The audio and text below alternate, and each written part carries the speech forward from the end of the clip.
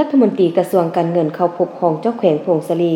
ณตอนเช้าของวันที่27มีนาคม2025นี้ทานสันติภาพพรหมวิหารกรรมการศูนย์กลางพรรครัฐมนตรีกระทรวงการเงินพร้อมด้วยคณะได้เข้าพบ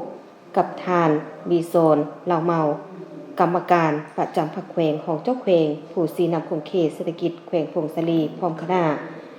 โอกาสนี้ทานของเจ้าแขวงพงศลีได้รายงานย่อสภาพการจัดตั้งปฏิบัติเวียกงานของแขวงซึ่งระยะปี 2021-2025 แขวงพงศลีได้สุ่มใส่แก้ไข8ปัญหาต้นตอที่แขวงพบพอผ่านมาและความประเสริฐอยู่ในปัจจุบัน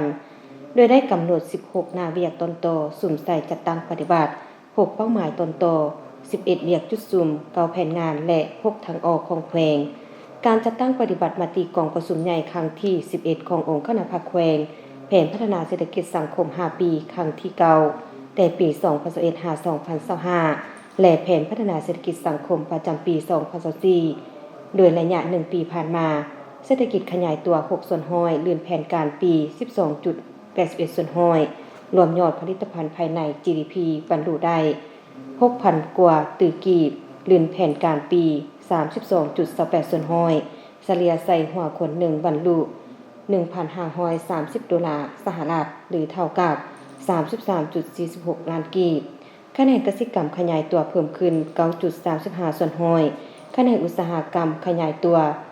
6.57 ส่วนห้อยและคะแนนการบริการขยายตัว 2.26 ส่วนห้อยอันที่พ้นเด่นมาฮอดปี 2024 ได้หับหองตัวเมืองน้อยในชนบท2จุดและหับหองเมืองบนเหนือเป็นเมืองพ้นทุกข์และผ่านการประเมินตามดำรัส 348 ทับลบมีบ้านพ้นทุกข์183 บ้านและครอบครัวพ้นทุกข์ 17,407 ครอบครัวและยังมีบ้านพ้นทุกข์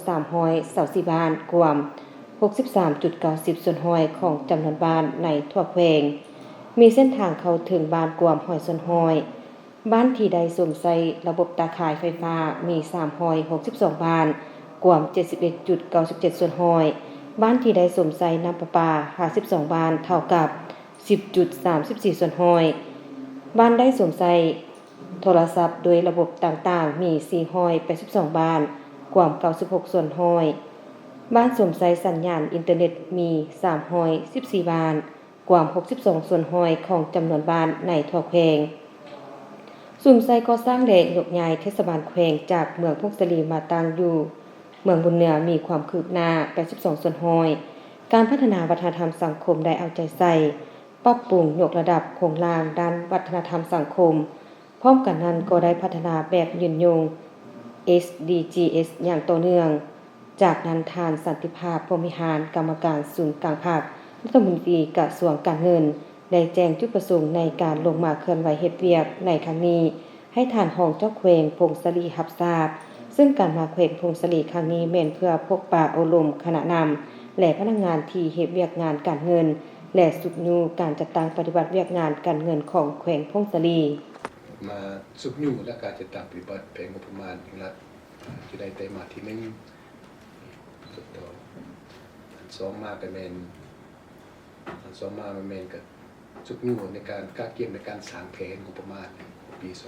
2026สถานการณ์สร้างแผน